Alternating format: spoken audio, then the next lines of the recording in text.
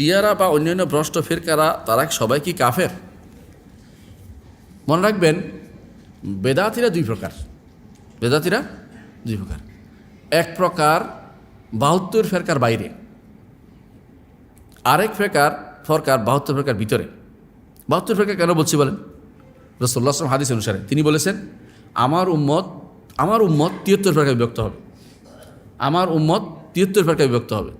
এর অর্থ হচ্ছে যেগুলি 73 ফেরকার বাইরে, এগুলি আমার উম্মত না, কিন্তু আমার দিকে সম্পৃক্ত হবে, ইসলামের কথা বলবে, আমরা মুসলিম এগুলি বলবে, কিন্তু এগুলো রাসূলের উম্মত না। তো রাসূল উম্মত 73 ফেরকায় বিভক্ত হবে। এর মধ্যে এক ফেরকা হবে যারা জান্নাতি। হেরা কারা? মা আনা আলাইহি ওয়া আসহাবি, যা রাসূল এবং তার সাহাবীদের মত অনুসারে চলবে, তারা হচ্ছে জান্নাতে যাবে। তারা জাহান্নামে যাওয়ার কোনো ওয়াইদ, তার ধমক আসে নাই। এর বাইরে 72 ফেরকা জাহান্নামে যাওয়ার ধমক আসছে। তো 72 ফেরকা ওই সমস্ত লোক যাদের প্রকাশ্যভাবে যারা শিরকে লিপ্ত নাই, প্রকাশ্যভাবে যারা বড় কুফরিতে লিপ্ত নাই, প্রকাশ্যভাবে বড় মুনাফিকিতে লিপ্ত নাই, মানে বোঝা যায় এরকম মুনাফিকিতে লিপ্ত নাই, এই দলগুলো 72 ফেরকার ভিতরে, তবে চিরস্থায়ী জাহান্নামী না, জাহান্নামে যাবে, জ্বলবে। আল্লাহ যদি রহমত করে তাদেরকে বাঁচাই, কোনো কারণে আমলের কারণে বাঁচাইও দিতে পারেন, কিন্তু ওয়াইদের ভিতরে, ধমকের ভিতরে আছেন এরা। কটা? 72 ফেরকা। 72 ফেরকার বাইরে কিছু আছে যেগুলো চিরস্থায়ী জাহান্নামী। এগুলি ইমানের নাম নিলেও এরা কাফের। যেমন কি কাদিয়ানি, যেমন কি বোহরা। বোহরা চিনেন কি না? চিনেন না? বোহরারা গুজরাটে থাকে, এদের একটা বিরাট অংশ থাকে দক্ষিণ আফ্রিকা। এরা হজ করতে যায়, যারা হজ করে দেখছেন এখানে একটা টুপি পরে তারা, জরি লাগানো টুপি এর দূর পর্যন্ত, বাকিটা সাধারণ টুপি। ওনার টুপির মতো অনেকটা। তো এটার মতো, ওই যে ওনার ভাই এই ভাই, হ্যাঁ আপনার টুপির মতো, কিন্তু এরকম টুপি পরে ওরা।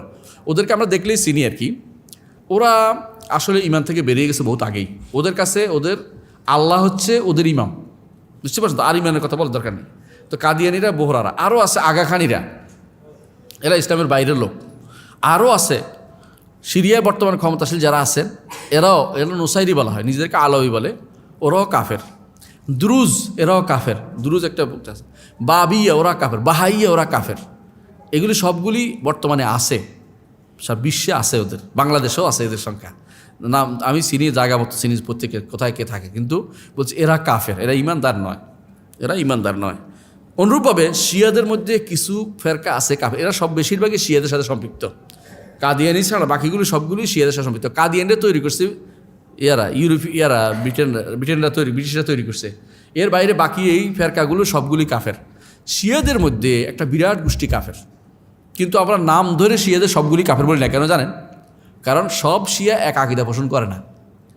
ও তাদের ব্যাপারে বলতে হবে, শিয়াদের ব্যাপারে, যে তাদের মধ্যে যারা কোরআনকে বিকৃত বলে, যারা সাহাবায়ে কেরামকে সম্পর্কে কাফের বলে, যারা রসুলের ব্যাপারে এই মন্তব্য করে, যারা হাদিস অস্বীকার করে, তারা কাফের, এভাবে বলতে হবে।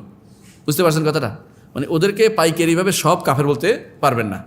এদের মধ্যে একটা গোষ্ঠী আছে, বেশ বিরাট গোষ্ঠী আছে, যারা তাদের কোরআনে বিশ্বাস করে, হাদিসে বিশ্বাস করে, তারা ওদের নেতাদের কথায় বিশ্বাস করে না। এখন আপনি যদি শিয়া হিসেবে নাম থাকার কারণে সব কাফের বলেন, তো ওদের উপরে পড়তেছে।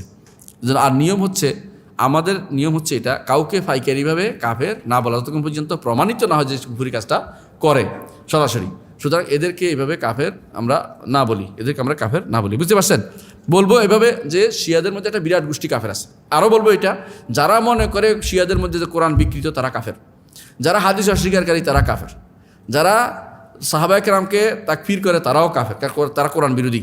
যারা আয়েশা রাদিয়াল্লাহু আনহা সম্পর্কে খারাপ মন্তব্য করে, তারাও কাফের, খারাপ কথা বলে, তারাও কাফের। তাহলে আপনি এইভাবে বললে ওদের হয়ে যাবে, কথা তারা বলবে না, আর কোনোদিন মানুষের সামনে বলতে সাহস করবে না। কিন্তু আপনারা জানেন বর্তমানে এই ফেসবুক নামক এই জল্লাদ, এই দাজ্জালের কারণে সারা বিশ্বে এই গালিগুলি ছড়াই পড়ছে। এরা এখন শুধুমাত্র সাহাবায়ে কেরামকে গালি দিচ্ছে, এবং তারা বিভিন্নভাবে কোরআন বিকৃতির কথা বলছে, যেগুলি আগে কোনোদিন বলতে সাহস করে নাই। ফেসবুকে একটা বলে দিল, কাকে বললো খবর নাই, মানুষ তো বলে দিচ্ছে, মিথ্যা কথা করে যাচ্ছে। এবং যখন আমি একবার লেবাননে গেলাম, তখন দেখলাম যে একটা বিরাট গোষ্ঠী সরাসরি কাফের বলতেছে, নাউজুবিল্লাহ। শিয়ারা ওখানে এত বেশি হিংস্র, যারা কাফের করতেছে। ওকে যারা আপনাদের দেখে তথাকথিত আপনারা খুব খুশি না, অমুক উল্লাহ তমুক উল্লাহ, নাম বলতে চাচ্ছি না, বুঝছেন তো, নসরুল্লাহ, হাসান নসরুল্লাহ না, হয়তো শয়তানের হেজবুল্লাহ না, মানে লাত ও উজ্জার অনুসারী এরা এদের সম্পর্কে আপনারা খুব খুশি, কিন্তু এরা আসলেই শয়তান। এরা সবচেয়ে ক্ষতি করে উম্মতে মুসলিমার জন্য। এরা গাদ্দা সরাতানিয়া, এরা হচ্ছে ক্যান্সার, গুদ্দা সারাতানি, ক্যান্সার, এটা আর কিছুই না। এগুলি মনে রাখতে হবে, এগুলি এসব কোনো ভালো কিছু আমাদের দেয় না। এরা পথভ্রষ্ট, কিন্তু সমস্ত পথভ্রষ্ট শেরকা কি কাফের নয়।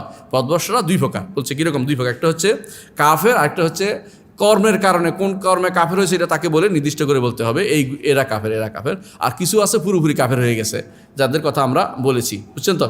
জি, এদের মধ্যে জাহামিয়ারা কাফের। জাহামিয়ারা কাফের, আগের আমার ইমামরা সবাইকে জাহামিয়াদের কাফের বলতো। জাহামিয়া কারা? যারা আল্লাহর নাম গুণকে অস্বীকার করে। কারণ তাওহীদের একটা অংশ, তাওহীদ যে অস্বীকার করবে তার কাছে কিছু পাওয়া যাবে না। আর যেমনিভাবে কবর সিজদা করলে, কবরে কিছু দিতে পারলে মনে করলে যে ব্যক্তি কাফের বলে, তেমনিভাবে যে ব্যক্তি মনে করে যে আল্লাহর গুণ অস্বীকার করলে কিছু হবে না, সেও কাফের। আল্লাহর গুণ অস্বীকার, সেও কাফের। এটা মনে, এরা জাহামিয়া বলা হয়। এরা অনেক কিছু অস্বীকার করে, কোরআন শুনে অনেক কিছু অস্বীকার করে, এরা কাফের।